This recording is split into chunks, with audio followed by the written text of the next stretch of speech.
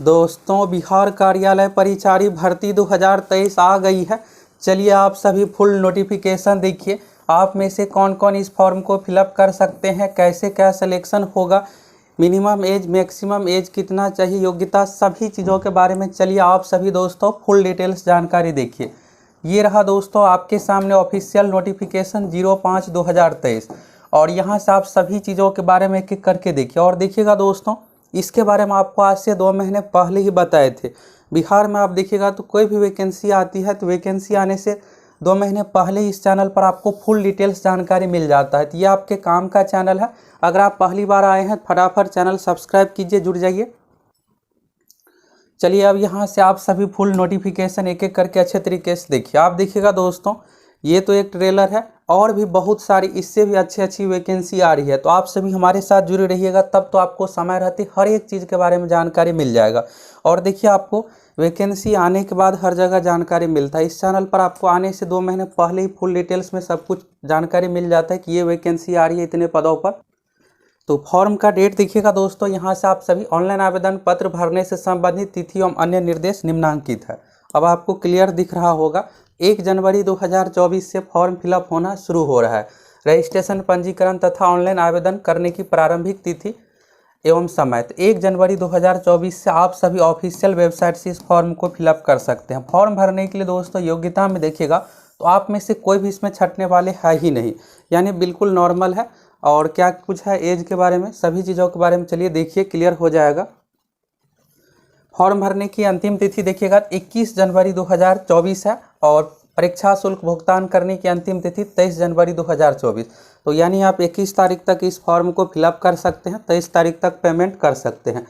और दोस्तों आप सभी का ये कमेंट जरूर आना चाहिए। मेरे द्वारा दिया गया इन्फॉर्मेशन आप में से किसको किसको अच्छा लगता है, आप सभी अधिक से अधिक कमेंट कीजिए, यस सर लिखकर कमेंट कीजिए, जिससे हमें भी मोटिवेशन मिलता है और हम आप लोगों के लिए इसी तरह हर एक जानकारी वाला वीडियो लेकर आते रहेंगे, जिससे आपको समय से पहले ही हर एक जानकारी मिल जाएगा। वैकेंसी आने से पहले आप सभी चीज़ों के बारे में अपडेट रहिएगा।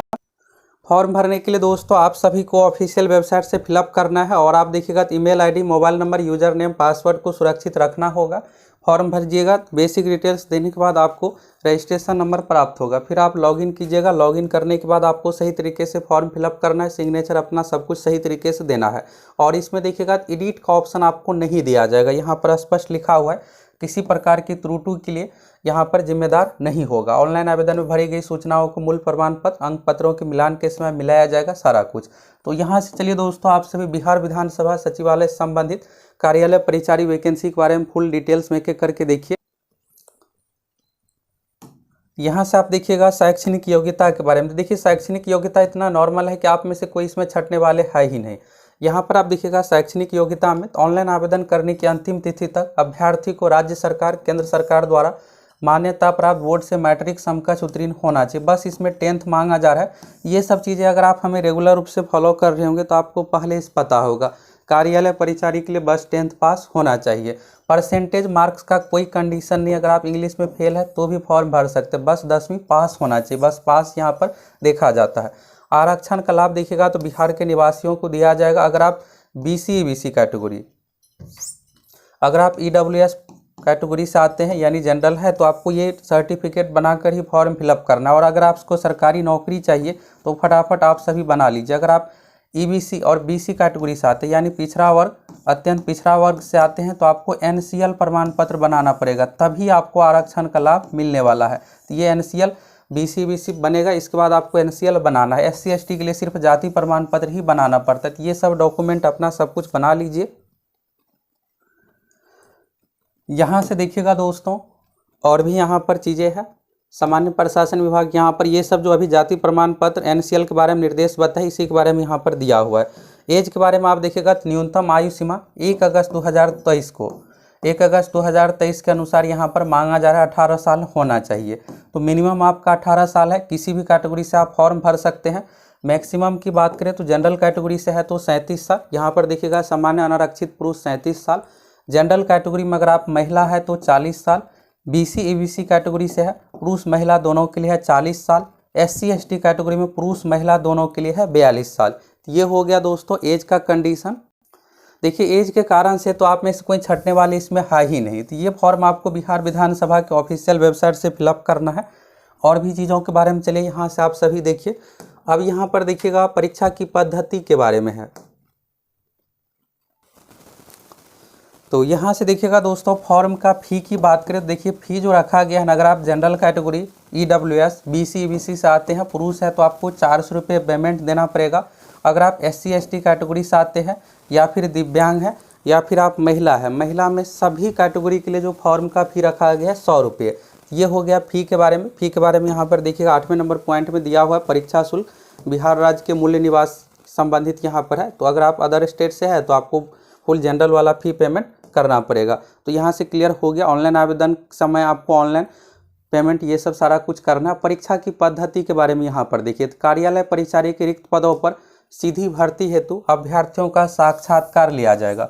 अब आप ये सुन के ये सोच रहे होंगे कि इसमें इंटरव्यू कैसे होगा। तो दोस्तों ये जो वैकेंसी है ना, बिहार विधानसभा से स्पेशली वैकेंसी है। तो बिहार विधानसभा वाला में यही पैटर्न है कि इंटरव्यू लिया जाता है, लेकिन इस बार लिखित परीक्षा भी ली जाएगी।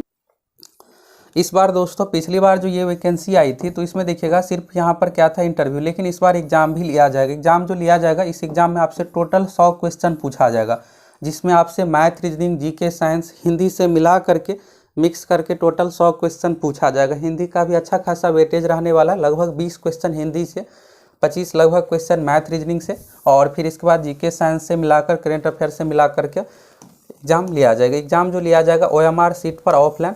अब आप ये सोच रहे होंगे कि बिहार SSC वाला, तो दोस्तों बिहार SSC कार्यालय परिचारी की अभी वैकेंसी नहीं आई है, ये भी वैकेंसी अगले महीने आ जाएगी। आप लोगों को इसके बारे में बताए थे।